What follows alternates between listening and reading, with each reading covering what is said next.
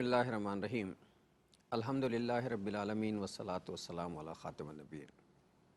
ناظرین محترم، السلام علیکم ورحمۃ اللہ وبرکاتہ۔ پروگرام سیرت النبی صلی اللہ علیہ وآلہ وسلم کے ساتھ آپ کا خیر مقدم بھی ہے، اور میں آپ کو نئے ایپیسوڈ میں یعنی 453ویں ایپیسوڈ میں خوش آمدید بھی کہتا ہوں۔ توقع ہے کہ آپ جہاں کہیں بھی ہوں گے اللہ کے فضل و کرم سے خیر و عافیت سے ہوں گے۔ اللہ تعالیٰ جو بھی دنیا بھر میں اس وقت مسائل ہیں وبائی امراض کے حوالے سے اور دیگر مسائل، اللہ تعالیٰ سب کو اپنی حفظ و امان و عافیت میں رکھے، ہمارے ساتھ عافیت کا معاملہ فرمائے، ہمارے گناہوں کو معاف کرے، ہمیں ہدایت دے، صراط مستقیم عطا فرمائے۔ میرے ساتھ جناب شجاع الدین شیخ صاحب بھی تشریف فرما ہیں۔ حسب معمول سیرت النبی کے حوالے سے جو بات ہوتی ہے اس پر آج جو ہم گفتگو کر رہے ہیں، اس میں پچھلے والے پروگرام کا تھوڑا سا ریکیپ لیں گے۔ اسی تناظر میں گفتگو ہوئی تھی کہ جو ہم پہ مصیبتیں آ رہی ہیں، اب اس میں دو صورتیں ہو سکتی ہیں کہ ہم یہ بھی کہہ سکتے ہیں کہ یہ اللہ کا عذاب ہے، اور یہ بھی کہہ سکتے ہیں کہ اللہ کی طرف سے آزمائش ہے۔ ایسے موقعوں پر رسول اللہ صلی اللہ علیہ وسلم نے ہمیں کیا ہدایات دی ہیں، ہمیں کیا کرنا چاہیے، اس پہ پچھلے پروگرام میں بات ہوئی تھی۔ پھر یہ ہوا تھا کہ کچھ چیزیں ایسی ہوتی ہیں، مطلب جو آج کل کے حالات ہیں، اس پہ ہم حالات حاضرہ کے حوالے سے گفتگو کی تھی کہ بھئی یہ جو حالات آئے ہیں آزمائش کے یا اس کے جو بھی ہیں، جو بھی ہم کہیں، ابھی شجاع صاحب سے بات ہوتی ہے، تو اسے ہم اپنی نیک بختی میں بھی بدل سکتے ہیں اور بدبختی میں بھی بدل سکتے ہیں۔ نیک بختی میں اس طرح بدل سکتے ہیں کہ ضرورت مندوں کی حاجت روائی کرنے کی اپنی استطاعت کے مطابق کوشش کریں کہ ہر انسان کے لیے ہم جو بہتر۔ مجھے یاد آیا کہ شجاع صاحب نے جو ہے حوالہ دیا تھا اس بات کا کہ جس نے ایک آدمی کی جان بچائی اس نے پوری انسانیت کی جان بچا لی، اور جس نے ایک آدمی کو قتل کر دیا اس نے پوری انسانیت کو قتل کر دیا۔ تو اس وقت لوگوں کی جان بچانے کا مسئلہ بھی ہے، لوگوں کی خیرخواہی کا بھی مسئلہ ہے۔ تو جس نے چاہا اس موقع سے فائدہ اٹھایا تو اپنے اعمال کو نیک بختی میں بدل لے، خیر خواہی کر کے، اور لوگوں کو، اور جو چاہے بھائی اللہ جسے ہدایت نہ دے وہ بدبختی میں چلا جائے کہ چیزیں مہنگی کر دے، لوگوں کی دسترس سے چیزیں باہر کر دے، لوٹ مار شروع کر دے، تو بدبختی ہے۔ اللہ تعالیٰ بہرحال ہدایت دے۔ اس پر بات ہوئی تھی۔ پھر اس پر بھی بات ہوئی تھی کہ اللہ تعالیٰ جو ہے وہ ہمیں ایک مومنانہ طرز عمل اختیار کرنا چاہیے کہ صبر کے ساتھ اور شکر کے ساتھ زندگی گزارنی چاہیے۔ تو ایسی ہی کچھ باتیں جو ہیں وہ ہوئی تھی پچھلے پروگرام میں، تو میں چاہوں گا شجاع صاحب تھوڑا سا ریکیپ دیں، پھر ہم انشاءاللہ اگلی گفتگو کے اگلے مرحلے میں داخل ہوتے ہیں۔ السلام علیکم۔ وعلیکم السلام ورحمۃ کیسے اللہ مزاج وبرکاتہ۔ آپ کے؟ الحمدللہ، آپ خیریت سے ڈاکٹر صاحب؟ اللہ کا ماشاءاللہ شکر ہے، خیر و عافیت۔ مجھے یاد ہے پچھلی مرتبہ جو باتیں ہو رہی تھیں اس میں آپ نے ایک چیز اور بھی بتائی تھی، وہ ایک چیز ذہن میں آتی کہ صاحب آج کل ایسا ہے کہ ہر نماز کے بعد جو اللہ اپنی امان میں رکھے کہ کسی نہ کسی جنازے کی اطلاع آتی ہے، یعنی ان حالات سے ہم اتنے کرٹیکل حالات سے گزر رہے ہیں کہ اب یہ خبریں سن کے ہماری ایک نفسیات سی بنتی جا رہی ہے، جسے ہم کہتے ہیں ایک ڈپریشن سائیکی۔ ڈپریشن جو ہے وہ آ رہا ہے، لیکن اس ڈپریشن کا بھی ایک حل ہے، اور وہ یہ کہ اس بات پہ توقع رکھی جائے کہ لا تقنطوا من رحمت اللہ۔ میرے نزدیک تو ڈپریشن کا بہترین علاج ہے۔ بالکل۔ بسم اللہ الرحمن الرحیم، اللہم صلی علی محمد وعلی آل محمد وبارک وسلم۔ گزشتہ نشست بلکہ کئی نشستوں سے ہم حالات حاضرہ کے تعلق سے بھی کلام کر رہے ہیں، اور موضوع وہی سیرت النبی صلی اللہ علیہ وآلہ اصل وسلم موضوع کے تو ہمارا تعلق سے سیرت النبی چل رہا ہے، اور ذیلی موضوع ہے خدمت خلق ہمارا چل رہا ہے۔ تو اس تناظر میں یہ جو کووڈ-19 کا معاملہ اور بدلتے حالات میں آج جن مصائب سے ہم دوچار ہیں، اس پر ہم نے تذکرہ کیا تھا کہ اللہ تعالیٰ نے ہمیں اس دنیا میں بھیجا ہے امتحان کے لیے۔ یہ بھی آزمائش ہے، یہ وقت تو گزر جائے گا، آج کل گزر جاتے ہیں سارے اوقات، لیکن مسئلہ یہ ہے کہ ہم اپنے اس امتحان میں کامیاب ہو رہے ہیں کہ نہیں۔ اس پر ہم پچھلے نشستوں میں کلام کرتے ہوئے آئے۔ گزشتہ نشست میں یہ ذکر بھی آیا تھا کہ انسان میں اللہ تعالیٰ نے کچھ کمزوریاں رکھی ہیں بطور امتحان، البتہ یہ کمزوریاں کنٹرول ایبل ہیں، ان کو قابو میں رکھا جا سکتا ہے، ان کو کنٹرول کیا جا سکتا ہے۔ سورہ معارج 29 پارہ اس کی آیات کا ذکر تھا کہ ان الانسان خلق ہلوعا، انسان بڑا ہی بے صبرا پیدا کیا گیا ہے۔ اذا مسہ الشر جزوعا، ذرا مشکل آتی، تکلیف آتی، چلا اٹھتا ہے، جزا فضا کرنے لگتا ہے۔ وَإِذَا مَسَّهُ الْخَيْرُ مَنُوعًا، اور جب ذرا اس کو مال ملتا ہے تو وہ بخیلی پر اتر آتا ہے۔ إِلَّا الْمُصَلِّينَ، سوائے نماز ادا کرنے والوں کے، اور نمازیوں سے مراد صاحب ایمان لوگ، پھر آگے ان کی صفات کا بیان بھی ہے۔ تو ہم نے اس آیت بلکہ ان آیات کی روشنی میں بات سمجھی تھی کہ ہم میں کچھ کمزوریاں ہیں، مگر وہ کنٹرول ایبل ہے، اور اسی کا ہمارا امتحان ہے کہ ان کمزوریوں پر ہم قابو پاتے ہیں کہ نہیں ایمان کی روش کے نتیجے میں. یعنی مومنانہ طرز عمل کا آپ نے انٹرو میں بھی ذکر کیا، پچھلے پروگرام میں بھی ہم بات کر رہے تھے. مومن کا معاملہ ہے کہ نعمت پہ وہ شکر کرتا ہے، مصیبت پر وہ صبر کرتا ہے. اور یہ ذکر بھی پچھلی مرتبہ ہم کر رہے تھے کہ اکثر مرتبہ اللہ تعالیٰ کی نعمتیں ہی نعمتیں ہیں. ہر آن اللہ تعالیٰ کی نعمتوں کا ظہور، نعمتوں کی تعداد زیادہ ہے، نعمتوں کی تعداد زیادہ ہے، اور وہ اتنی کہ وَإِن تَعُدُّوا نِعْمَتَ اللَّهِ لَا تُحْصُوهَا. قرآن کہتا ہے اگر تم اللہ تعالیٰ کی نعمتوں کو شمار کرنا چاہو بھی تو شمار نہیں کرتے. فَبِأَيِّ آلَاءِ رَبِّكُمَا تُكَذِّبَانِ. البتہ جب بندہ کسی مشکل میں مبتلا ہو تو اس کے لیے بھی سیرت النبی صلی اللہ علیہ وسلم میں رہنمائی. لَقَدْ كَانَ لَكُمْ فِي رَسُولِ اللَّهِ أُسْوَةٌ حَسَنَةٌ. اور ہم نے ذکر کیا کہ ایک تو غلبہ دین کی جد و جہد، دعوت دین کا کام، اقامت دین کی محنت، نفاذ دین کی سٹرگل، اس کے دوران میں حضور پر مشکلات آئیں، اور ایک انفرادی معاملات میں بھی آپ پر مشکلات آئی ہیں. کبھی بھوک سے گزرنے کا معاملہ، فاقے کی کیفیت کا آ جانا، گھر میں چولہے کا 2 مہینے نہ جلنا، کبھی صاحبزادوں کا انتقال ہو جانا. 3 صاحبزادے اللہ نے عطا فرمائے، تینوں کا انتقال چھوٹی عمر میں ہو گیا. اس انفرادی سطح کی مشکلات یا آزمائشوں سے حضور علیہ السلام بھی گزرے. لیکن کیا طرز عمل سامنے آتا ہے؟ جناب ابراہیم کے انتقال کے موقع پر حضور علیہ السلام فرما رہے ہیں کہ آنکھ آنسو بہاتی ہے، دل غمگین ہے، بیٹا تیری جدائی پر ہمیں افسوس ہے، مگر زبان پر وہی ہوگا جس سے اللہ راضی ہو جائے. یہ بڑا متوازن اور بہترین طرز عمل ہے جو اللہ کے پیارے نبی علیہ السلام کے حیات طیبہ میں ہمارے سامنے آتا ہے. تو یہ کچھ موضوعات تھے کہ ان آزمائشوں میں ہمارا تو امتحان ہے کہ ہمارے رویے کیسے ہیں. آیا لوگوں کی مدد کرنے کا رویہ، ایثار کرنے کا رویہ، قربانی دینے کا رویہ، لوگوں کے کام آنے کا رویہ، لوگوں کے لیے نفع کا باعث بننے کا رویہ، لوگوں کے لیے راحت کا سامان کرنے کا رویہ، یا معاذ اللہ لوگوں کو لوٹنے کا معاملہ، لوگوں کے لیے زحمت بننا، لوگوں کے لیے باعث شر بننا، لوگوں کے لیے باعث نقصان بننا. پھر یہ کہ اگر جو امتحانات سے ہم گزر رہے ہیں، آزمائشوں سے گزر رہے ہیں، اس پر جزا، فضا، چیخنا، چلانا، یہ کیفیت اختیار کر رہے ہیں، یا اللہ کے فیصلے پر راضی رہتے ہوئے اس کی رضا کے حصول کے لیے صبر کا مظاہرہ کرتے ہیں. ہم نے ایک وہ حدیث بھی پیش کی تھی کہ اللہ سبحانہ وتعالی بعض مرتبہ ایک بندے کو بلند مقام عطا فرمانا چاہتا ہے، لیکن بندے کے اعمال ایسے نہیں کہ وہ بلند مقام کو پا لیں. تو اللہ تعالیٰ ایسے بندے کو مشکل میں مبتلا کرتا ہے، آزمائش میں مبتلا کرتا ہے، اور اسے صبر کی توفیق دیتا ہے. یہ اہم بات ہے. وہ اللہ کا فیصلہ سمجھ کے راضی رہتا ہے، صبر کرتا ہے، اور وہ بلند مقام پا لیتا ہے اللہ کے فضل سے، جو وہ اپنے محض اعمال، نیک اعمال سے نہیں پا سکتا تھا. تو ہمارے لیے تو جو بات پہلے بھی کئی مرتبہ ذکر کی گئی، نتھنگ ٹو لوز والی بات ہے. مومن تو کبھی وہ نقصان میں جا ہی نہیں سکتا. اگر رب کی رضا پہ راضی رہے، اس کی طرف سے آزمائش ہے تو صبر کرے، نعمت ملے تو شکر کرے، خیر ہی خیر اس کے لیے ہوگی. یہ بھی حضور علیہ السلام کی حدیث کا ذکر بار بار ہم نے کیا تھا. ناظرین مطلب یہ جو حدیث مبارکہ شجاع صاحب آپ نے جو حدیث ہے، یہ حدیث میں نے اب سے کوئی 17-18 سال پہلے، میری والدہ بہت شدید بیمار تھیں، اور اتنی بیمار تھیں کہ ظاہر ہے اس کے بعد اسی بیماری میں ان کا انتقال بھی ہوا. تو کبھی والدہ کی بیماری انہیں ہاسپٹلس میں لیے پھر رہے ہیں، کبھی کچھ ہو رہا ہے، اس کا پے در پے جو ہے آزمائشیں، پے در پے. تو ایک آدمی ظاہر انسان ہے، ٹوٹ پھوٹ جاتا ہے. تو ایک علاقے میں ڈاکٹر کے پاس لے کر گیا، بہت رش لگا ہوا تھا، اور ڈاکٹر صاحب کا رویہ بھی، اللہ ان کی مغفرت کے انتقال ہو گیا، بڑا عجیب تھا. وہ 6 بجے بلاتے تو رات کو 1 بجے دیکھتے تھے. تو میں ایک مسجد میں بیٹھا ہوا تھا، دستگیر کا علاقہ تھا، وہاں ایک مسجد تھی، اس مسجد میں بیٹھا ہوا تھا اور بہت ڈپریشن میں تھا. اور جب یہ پتہ چلا کہ صاحب یہ 12 بجے کے بعد دیکھنا شروع کریں گے، تو 6 بجے پہنچ گئے تھے بھوکے پیاسے. اب کتنا ٹائم گزارے.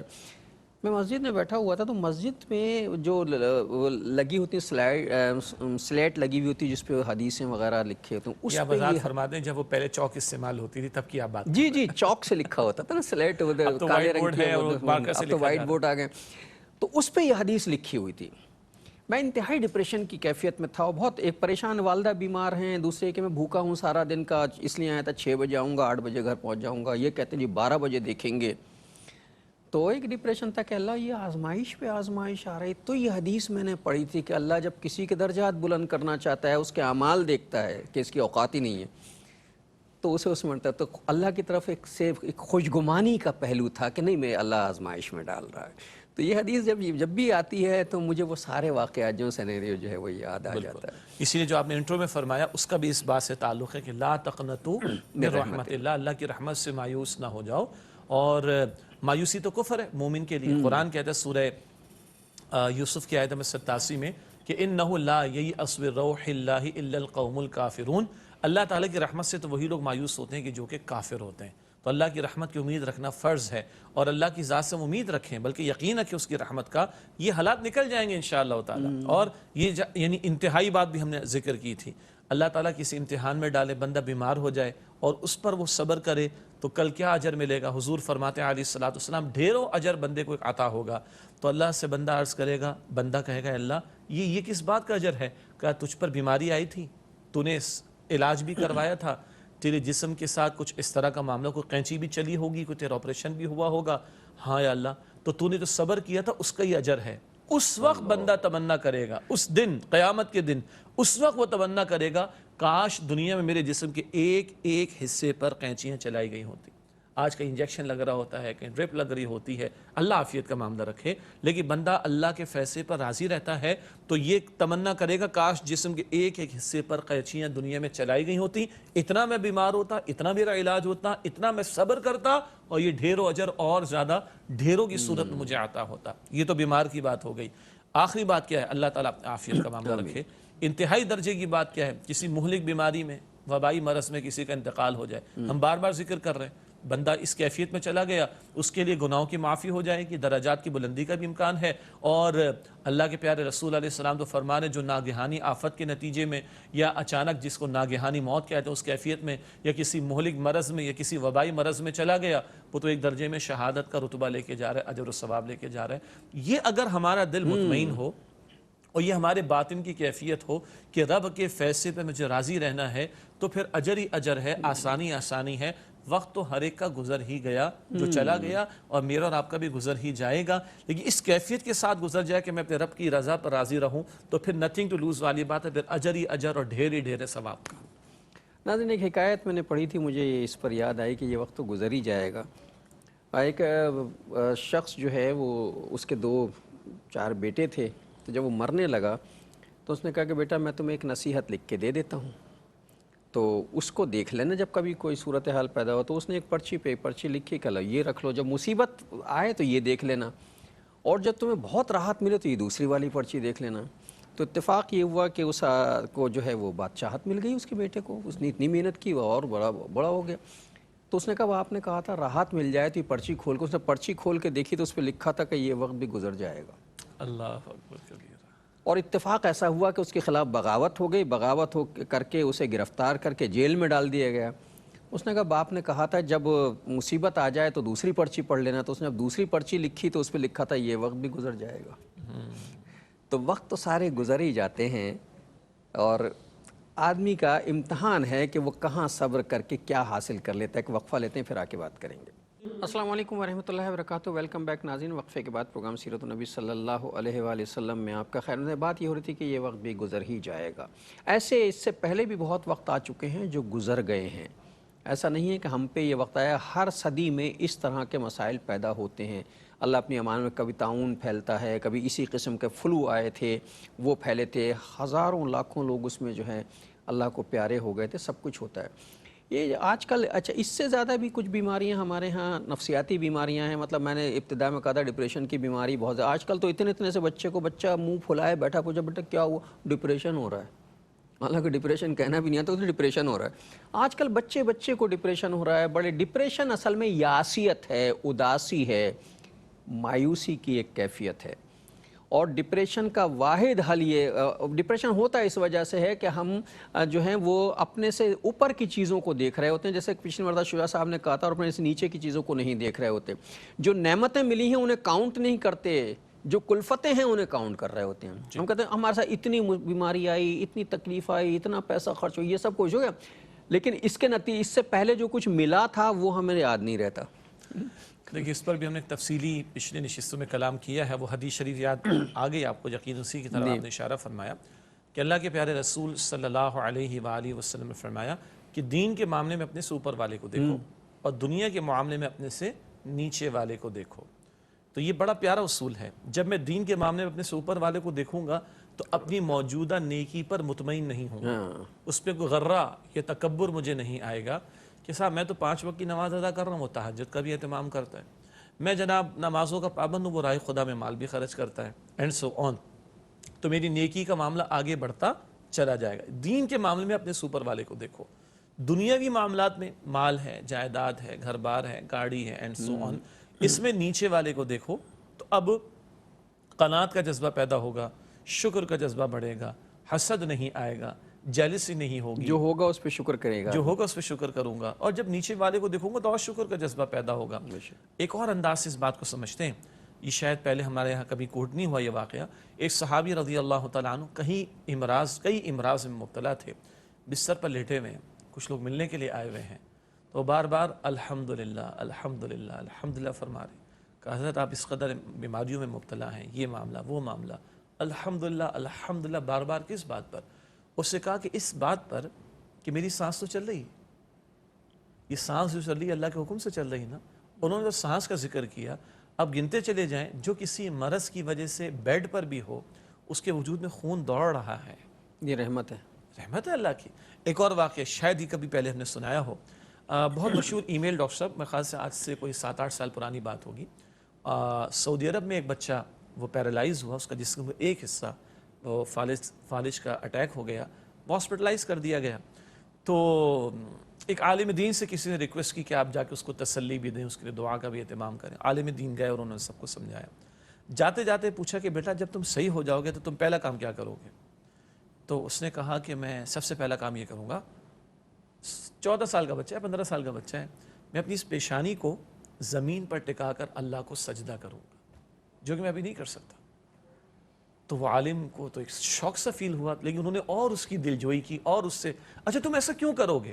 کیوں مجھ پر اللہ کا شکر واجب نہیں؟ یہ وہ بچہ کہہ رہا ہے جو پیرالائزڈ ہے، جو فالج کے اٹیک میں بیمار ہو چکا ہے، جس کا ایک حصہ مفلوج ہو چکا ہے، وہ کیا کہہ رہا ہے؟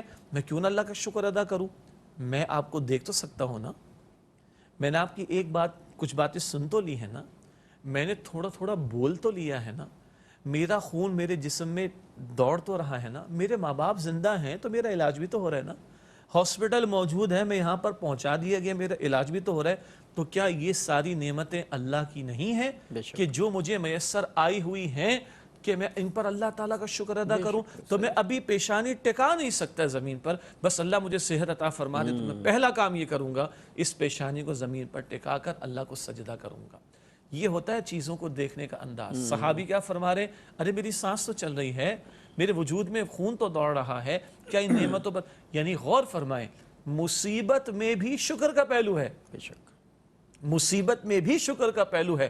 میں اس درجے کی بیماری میں ہوں، ارے بھائی بہت سے اس درجے کی بیماری میں اور زیادہ بیمار ہیں.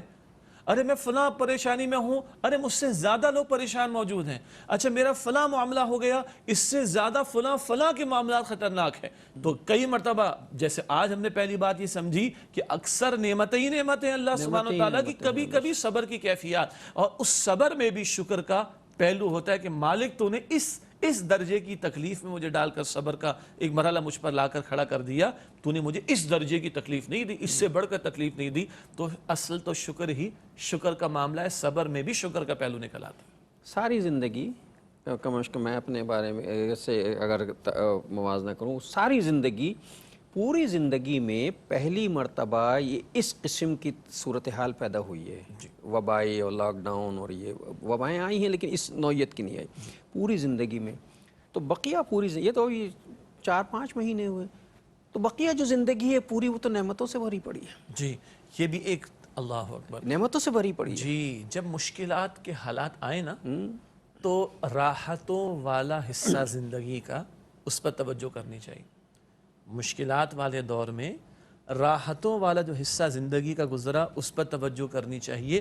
تو وقتی طور پر جو مشکل آئی پڑی ہے اس سے گزرنا انشاءاللہ آسان ہوگا. مثال کے طور پر ایک شخص کی عمر 50 سال ہے، 50 کے آتے آتے اس کو ایک مرض لاحق ہو گیا، ایک پریشانی آ گئی، بیماری اس کے اوپر آ گئی.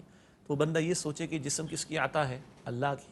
یہ 49 سال تک ہر چیز صحیح فنکشن کرتی رہی. یاد کرتا ہوں کبھی میں، جب اس پر توجہ ہوگی تو جسم اللہ کا عطا کردہ، اگر آج اس پر کوئی تکلیف ڈال دیں وہ، یا کوئی آزمائش ڈال دے، یا کوئی بیماری ڈال دے، مشکل بات ہے، لیکن اس مشکل کو میں راحت کیسے بنا لوں؟ اس کی 49 سال، 49.5 سال، 50 سال کم و بیش کی مدت کو یاد کروں جب وہ رحمت ہی نعمت عطا فرما رہا تھا، تو اللہ کا حکم جو چاہے سو کرے. جب یہ انداز ایک مؤمن کا ہوگا تو آنے والی مشکل کو برداشت کرنا آسان ہوگا. اچھا، یہ نیچرل بھی ہے، کچھ اس طرح بھی سوچنا چاہیے کہ ایک کارخانہ قدرت کا ایک نظام ہے. کچھ چیزیں فطری ہیں قدرت کے کارخانے کے، اور کار نمایاں کے طور پر ہوتی ہیں. ایک پروسیس ہے، وہ ہونا ہے. ایک عمر ہے، اس عمر کے بعد کچھ مسائل ہیں جو ہونے ہیں. نیچرل ہے بالکل کہ بھئی یہ مسائل تو آنے ہیں نا. اس عمر کا تقاضا یہ ہے کہ مسائل آئیں گے، تو یہ اللہ کی طرف سے ہیں، اور جو مسائل آ رہے ہیں اس پہ اللہ تعالیٰ مجھے اجر دے گا. میرا یہ جو تکلیفیں آ رہی ہیں وہ ضائع نہیں جانی. جی، اصل بات ہے کہ یہ تو ہونا ہے. یہ تو ہونا ہے. اب ہم وہ جو انگریزی میں کہتے ہیں نا، ہم اس کو اپنے حق میں فیوریبل کیسے بنا دیں، ہمارے حق میں وہ کیسے ہو جائے، وہ تب ہوگا جب آئی ہوئی آزمائش پر ہم صبر کریں گے، اللہ تعالیٰ کے فیصلے پر راضی رہیں گے، ظاہر کے اسباب اختیار کر کے علاج بھی کریں گے، اور اگر بیماری لاحق نہیں ہوئی تو اس سے بچنے کی تدبیر بھی کریں گے. مگر اگر اس کا حکم ہو جائے اور کسی بیماری میں مبتلا ہو جاؤں تو اب میں اس کے فیصلے پر صبر کروں گا، اس کے فیصلے پر راضی رہنے کی کوشش کروں گا. یہی اللہ کے رسول مکرم علیہ السلام ہمیں سمجھا رہے ہیں کہ نعمت پہ شکر ادا کرنے کا معاملہ اور مصیبت پر صبر کرنے کا معاملہ. ناظرین ہوتا ہے یہ باتیں ہم صرف اس لیے، ظاہر ہے پروگرام تو سیرت النبی کا ہے، لیکن ظاہر ہے سیرت النبی کا مطلب یہ ہے کہ زندگی کے جو مراحل ہم پر آ رہے ہیں، جو کیفیتیں ہم پر آ رہی ہیں، جو اپ ڈاؤنس، یعنی کبھی بہت خوشی ہے، کبھی بہت غم ہے، کبھی ایک درمیانی سی کیفیت ہے، کبھی انسانی نفسیات بھی ہوتی ہے. انسان ایک بہت ہی ٹیکنیکل قسم کی چیز پیدا کی گئی ہے، بہت ہی ایک پیچیدہ مشین ہے. خوشی ملتی ہے تو بے قابو ہو جاتا ہے، غم ملتا ہے تو بے قابو، سینہ کو بھی کر رہا ہے، بال نوچ رہا ہے، رو رہا ہے، چلا رہا ہے. خوشی مل گئی تو بھنگڑے ڈال رہا ہے، اللہ کو بھول گیا ہے. اس سارے میں زندگی میں ایک اعتدال جو ہے اسلام ہمیں سکھاتا ہے. تو سیرت النبی ہمیں وہ اعتدال سکھاتی، اسی لیے ہم زندگی کے ان معاملات پہ بات کریں. اور چونکہ آج کل کی حالات کے تناظر میں جو ہے وہ ڈپریشن بہت بڑھ گیا ہے، حالات بہت عجیب ہو گئے ہیں. یہ بھی من جانب اللہ ہے، اللہ بہتر سمجھتا ہے کہ وہ ہمارے ساتھ ایسا معاملہ کیوں کر رہا ہے، اس لیے کہ اللہ اور اللہ کے رسول زیادہ بہتر سمجھتے ہیں. جس نے ہمیں پیدا کیا ہے وہ ہماری نفسیات کو بہت اچھی طرح سمجھتا ہے، وہ ہمیں آزمائشوں میں ڈالتا ہے، لیکن وہ رحیم و کریم ہے، وہ ہماری استطاعت اور قوت سے زیادہ آزمائش نہیں ڈالتا. لا یکلف اللہ نفسا الا وسعها. اللہ ہر انسان کو اتنا مکلف یا ذمہ دار ٹھہراتا ہے جس قدر کہ اس کی وسعت ہے. ایک بڑی پیاری مثال ڈاکٹر صاحب، ایک آرٹیکل ہم پڑھ رہے تھے تو بڑی خوبصورت مثال آئی. ایک مزدور صبح سے محنت کرتا ہے، پسینہ بھی بہاتا ہے، دھوپ کی اور آج کل کی دھوپ کی شدت بھی برداشت کرتا ہے، کبھی بھوک اور پیاس بھی تھوڑی برداشت کرتا ہے، پسینہ بھی بہاتا ہے، لیکن ساری تکلیف کاہے کو برداشت کرتا ہے؟ اس کو پتہ ہے کہ جب شام ہو جائے گی تو میری دہاڑی مجھے مل جائے گی. جی، تو کبھی دہاڑی ویکلی بیسس پہ ملتی ہے، کبھی ڈیلی بیسس پہ، کبھی منتھلی بیسس پر. اس سے آگے آئی، ایک کسان ہوتا ہے. ایک کسان زمین کو نرم کرتا ہے، تیار کرتا ہے، نلائی بیج کرتا ڈالتا ہے، ہے، اس گدائی کو کرتا ہے، بوائی کرتا ہے، بوائی کرتا ہے، برابر کرتا ہے، پانی دیتا ہے، کھیت کی حفاظت کرتا ہے، کیڑوں سے بچانے کے لیے اسپرے کرتا ہے، اور پھر انتظار کرتا ہے 3 مہینہ، 4 مہینہ، 5 مہینہ کہ اس کے بعد فصل تیار ہوگی. نشیب و فراز بھی زندگی کے آتے ہیں، حالات کی تبدیلی بھی آتی ہے، مگر اس ساری تکلیف کو، مشقتوں کو کاہے کو جھیلتا ہے کہ 3 مہینے بعد، 4 مہینے بعد، 5 مہینے بعد مجھے فصل ملے گی تو میرا یعنی ایک دن کے اندر ساری تکلیف کو وہ بھول جائے گا. اسی طرح یاد رکھنا چاہیے کہ بدلتے حالات میں جو مشکلات آتی ہیں اس کے اینڈ پر راحت ہے. فَإِنَّ مَعَ الْعُسْرِ یسرا، اِنَّ مَعَ الْعُسْرِ یسرا. یقیناً مشکل کے ساتھ آسانی، پھر یقیناً مشکل کے ساتھ آسانی ہے.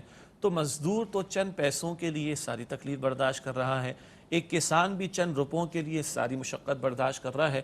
جس رب نے مجھے اور آپ کو جنت کا وعدہ دیا، وہ جنت کے جس کے بارے میں رب خود فرماتا ہے، حدیث بخاری شریف میں حدیث قدسی ہے، اللہ کا کلام و نبی مکرم صلی اللہ علیہ وسلم نقل فرماتے ہیں کہ رب فرماتا ہے میں نے اپنے نیک بندوں کے لیے جنت میں وہ کچھ تیار کیا جو نہ کسی آنکھ نے کبھی دیکھا، نہ کسی کان نے کبھی سنا، نہ کسی کے دل میں کبھی اس کا خیال بھی کبھی آیا.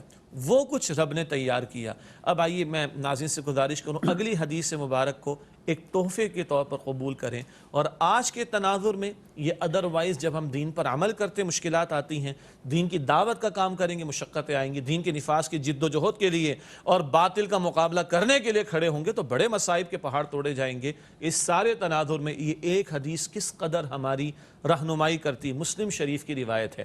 اس حدیث میں 2 حصے میں ایک ہی حصہ سنا رہا ہوں. اللہ تعالیٰ کے سامنے ایک بندہ پیش کیا جائے گا، اللہ کا فرما بردار بندہ، لیکن دنیا میں بڑی مشقتیں دیکھی، مصائب دیکھی، پریشانیاں دیکھی، آزمائشیں دیکھی، خوب آزمائشیں مشقتوں سے گزرا ہوگا، تھا رب کا فرما بردار۔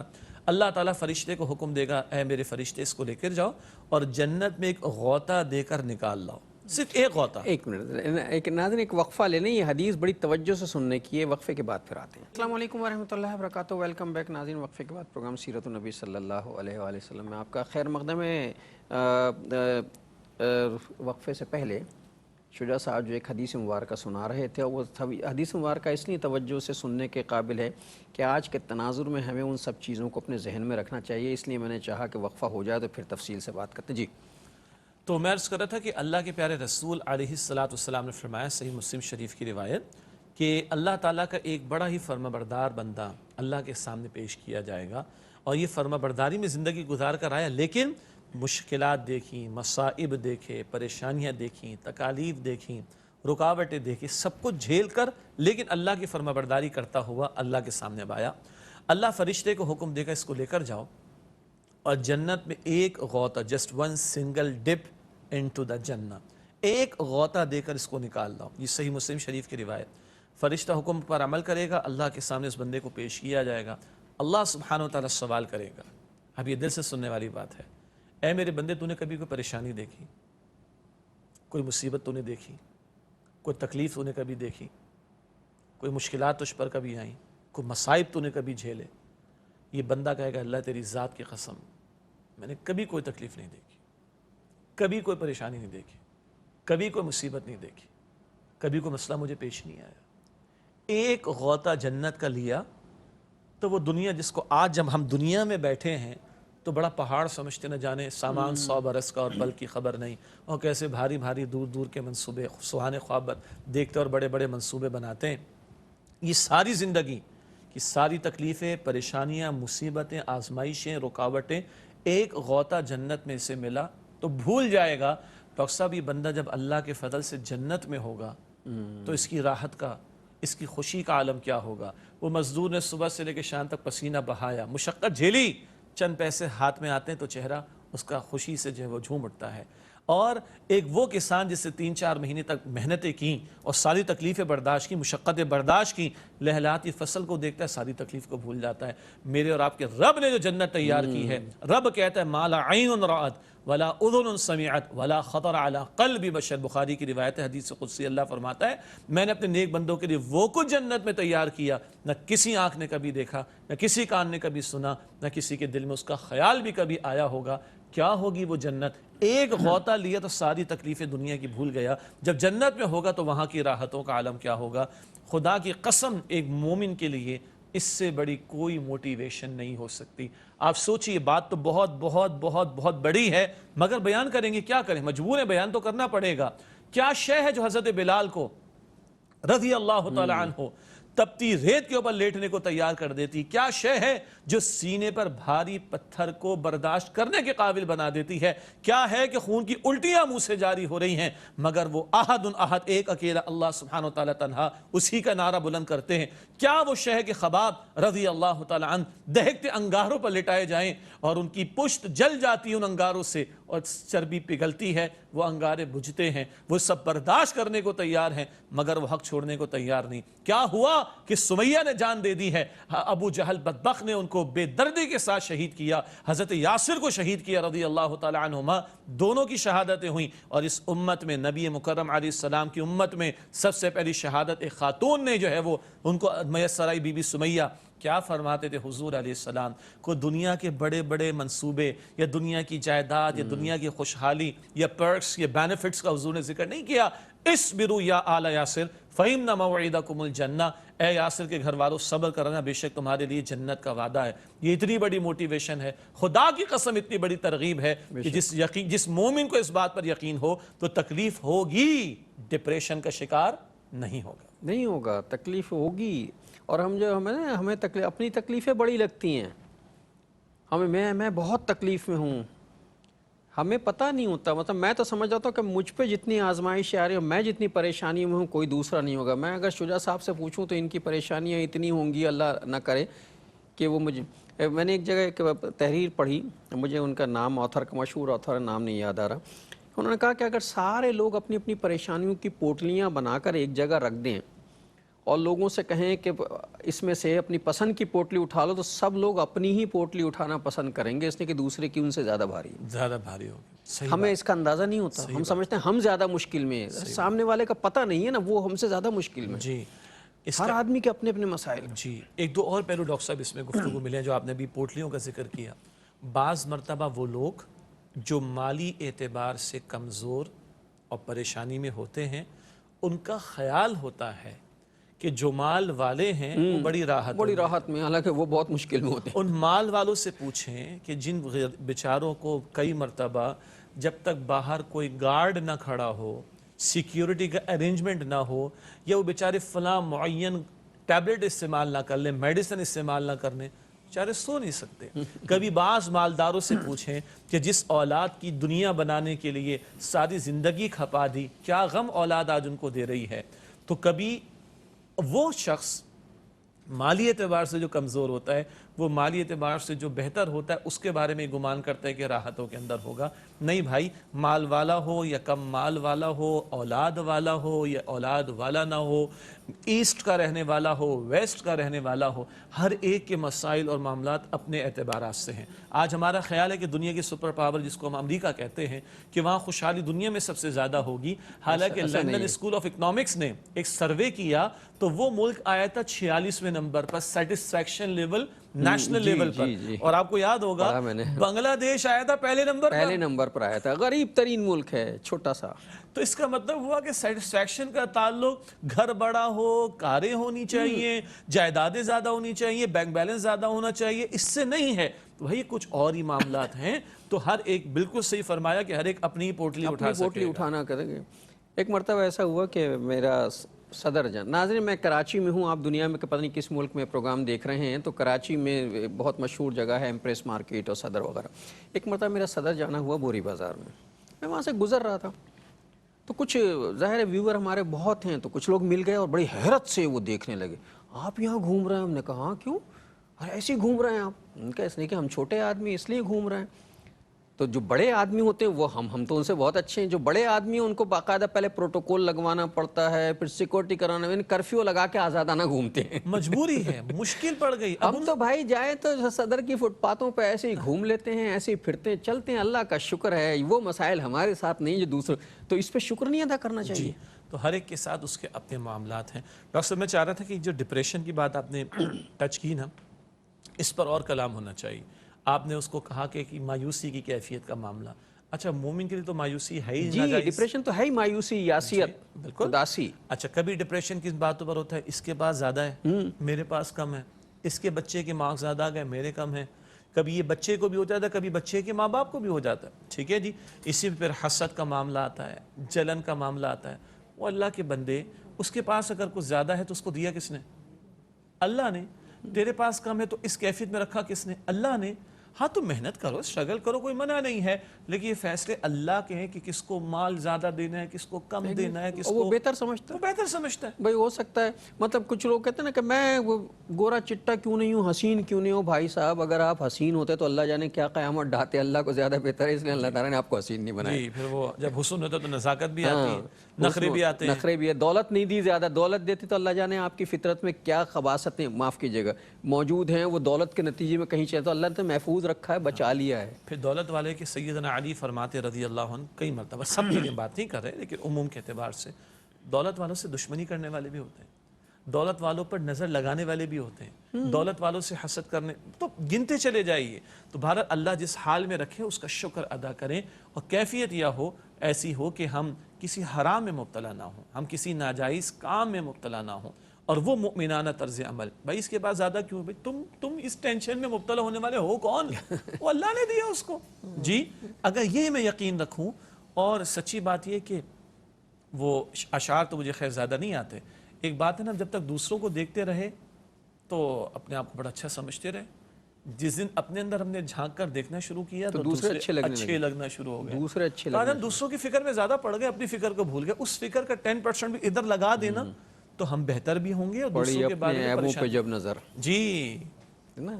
تو جب اپنے عیبوں پہ نظر پڑتی ہے نا، اور جو اپنے عیب ہمیں کبھی نظر ہی نہیں آتے، ہم تو آئینہ دیکھ کے سمجھتے ہیں بہت خوبصورت ہیں، ہمیں اپنی بدصورتی نظر نہیں آتی، دوسرے کی بدصورتیاں نظر آ رہی ہوتی ہیں، اور یہ ہماری کیفیت، یہ ہر آدمی کی کیفیت ہوتی ہے. ہم سمجھ رہے ہوتے ہیں ہم بہت خوبصورت ہیں، بہت خوبصورت ہیں، ہمارے اندر جو بدصورتی ہے وہ ہمیں کبھی نظر، اگر وہ نظر آ جائے تو ہمیں دوسرے خوبصورت لگنے لگتے ہیں. جی. اب اسی پہ مجھے یاد آ رہا ہے کہ سورہ حجرات میں جو باتیں آئی ہیں، ایک دوسرے کا مذاق نہ اڑاؤ، ایک دوسرے کو برے القاب سے نہ پکارو، ایک دوسرے کو عیب نہ دو، دوسرے کے بارے میں بدگمانی نہ کرو، ٹوہ میں نہ لگو، غیبت نہ کرو. یہ وہ برائیاں ہیں کہ جس میں ہم خواہ اپنے آپ کو ٹینشن میں مبتلا کرتے ہیں اور ڈپریشن کا شکار ہوتے ہیں. یعنی ان بیماریوں کے ایک تو فزیکل وجوہات ہو سکتی ہیں، لیکن ان کی اسپریچول وجوہات بھی ہیں، ان کی باطنی وجوہات بھی ہیں. دیکھیں اللہ قرآن میں فرماتا ہے الا بذکر اللہ تطمئن القلوب، دلوں کو اطمینان اللہ کے ذکر سے ملتا ہے. تو جب بندہ اللہ کی تعلیم کے برعکس کرے گا تو وہ اپنے آپ کو ٹینشن میں، فرسٹریشن میں اور ڈپریشن میں، پھر ہائپر ٹینشن میں، اور اللہ معاف کرے برین ہیمریج، ہارٹ اٹیک اور اس طرح کی چیزیں نہ جانے کیا بے کچھ ہو شمار جاتے ہیں. بیماریاں، یہ ظاہر ہے سب نفسیاتی جو ہیں کیفیتیں ہیں جو بیماریوں میں تبدیل ہوتی ہیں. جبکہ ہم سمجھتے ہیں کہ یہ سارے روحانی مسائل ہیں، جی یہ روح کی آلودگی کے نتیجے میں پیدا ہوتے، اور وہ روح کی تسکین اللہ کی یاد سے ہے، اور اس کے لیے اسوہ رسالت مآب علیہ السلام کا ہے. اور حضور کیا فرماتے ہیں؟ مسلمان کا گمان دوسرے مسلمان کے بارے میں ہمیشہ اچھا ہونا چاہیے، مسلمان اپنے بھائی سے حسد نہ کرے. حضور فرماتے ہیں مسلمان بھائی اگر اپنے بھائی کے پاس دیکھ اس کو نعمت ملی تو اس کو مبارکباد دے، ہاں، اور دوسرے سے حسد نہ کرے، اور اگر اس کا عیب دل میں اس علم میں آ جائے تو اس پر کیا ڈالے؟ پردہ ڈالنے کی کوشش کرے. یہ امراض کا علاج حضور عطا فرمانے صلی اللہ علیہ وسلم. ناظرین محترم، یہ گفتگو آج یہاں اختتام کو پہنچ رہی ہے. آپ سب یقیناً بہت اچھے ہیں، ہمارے لیے بھی دعا کیجیے کہ ہم بھی آپ جیسے اچھے ہو جائیں. اگلے پروگرام تک کے لیے جناب شجاع الدین شیخ اور اپنے میزبان ڈاکٹر محمود غزنوی کو اجازت دیجیے.